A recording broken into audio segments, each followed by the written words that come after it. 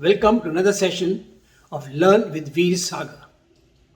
People have asked me, can you tell us how we can grow our business? To grow your business, the last thing you want to do is to impose a target on your team. Because an imposed target will only create losses for you because you will start building an infrastructure or support system to meet that and you don't meet it. So your cost is built up, revenue does not turn up. So for that to happen, you need to do two things. A, when you say growth, you don't look at 20% and 30%, but you look at 500% of what you have done previously, actuals of the previous year. Then there is some difference because then the energy comes in, the adrenaline flows. Secondly, it must come from inside. The people who are carrying the target must feel, yes, I want to do it. And yes, I can do it. And I want to do it, I should do it, and I can do it. It must come from inside, not given to you by your manager and says, you do so much. Now, for them to get that feeling, yes, that I want to do so much, you need to create an environment within the organization which promotes that, which makes this man come out. So, when in DCM we wanted to go for numbers, this is what we did. We created an environment where the sales managers, the area branch managers wanted to do more. What did we do? We said, I am going to create a president's club. Anyone who wants to be a member, any sales manager, area manager who wants to be a member of this president's club has to apply.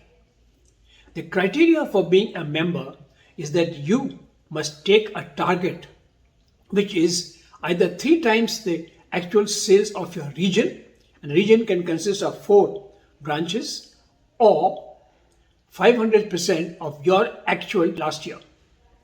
And at the end of the year, if you do 100%, not 99, 100%, then you continue to be member of the President's Club.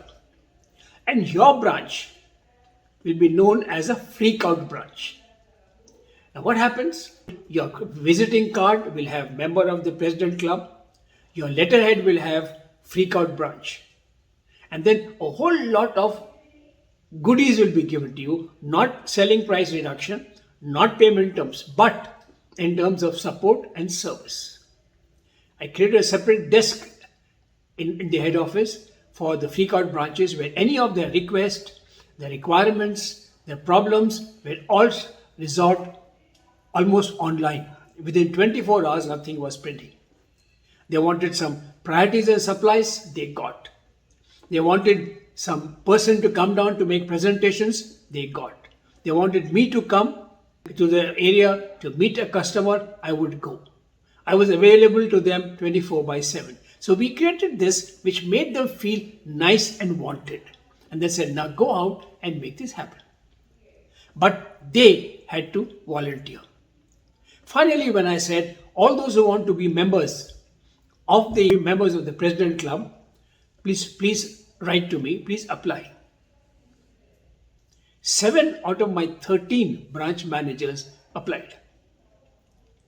No pressure was put on anybody. Nobody told them that you please apply. Yes, there was a carrot at the end. Apart from being a member of the President's Club, they also got a built-in promotion. They became equivalent to a regional manager because they were doing revenue more, 3 to 4 times more than the region was doing.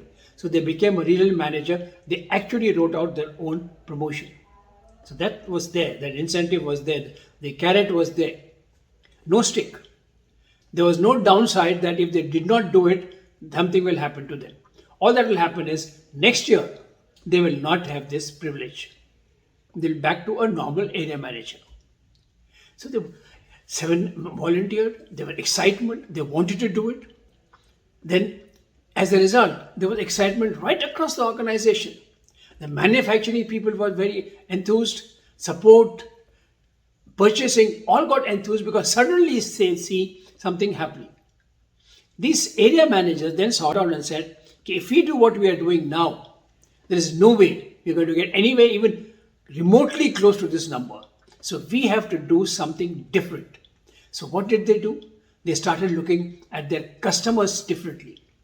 They looked at who are their customers now. They looked at their sectors differently. They went down to customers who were not different before. Like they went to government. We never sold to government before. Right? Government buys L1. So we had to get product which was L1, and my next talk I will tell you how we made the back end sync with the front end so that they can actually make it happen. So they had to see where they will sell, to who they will sell, and how they will sell. But they were not going to get more salesmen. From the sales staff, they had to sell. So they had to then look at price, batch size, lot size, tenders, distributors. So they totally broke up what they were doing and rebuilt from scratch what they want to do now.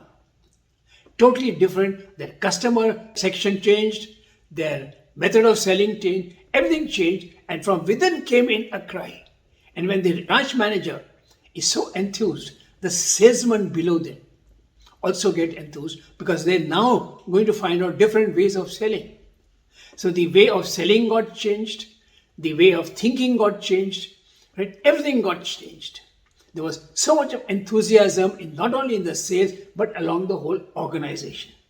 At the end of the year, 2 managed to do 100% of this target, which is a tremendous achievement. And looking at the multiplier, 2 others did 92%, which again is very good. And the remaining did, but they did much more, right? At least twice as more, if not more, than the previous year. So as a result, this grew, and I was hoping it would be built up on that, but then I didn't stay on to see that happen. Our next session, I will cover another case study in a different company of a different type, which is a services case study. And also, in another session, I want to explain that once you decide that you want to do this and the sales takes that target, how do we manage to synchronize the back end so that it can not let down the front end? When the sales come, the support, the product, the buy, everything is there. And at the same time, we do not spend money building an overhead structure. And if the sales don't come, then we are stuck. So till such time, it's Veer Sagar saying goodbye. Thank you.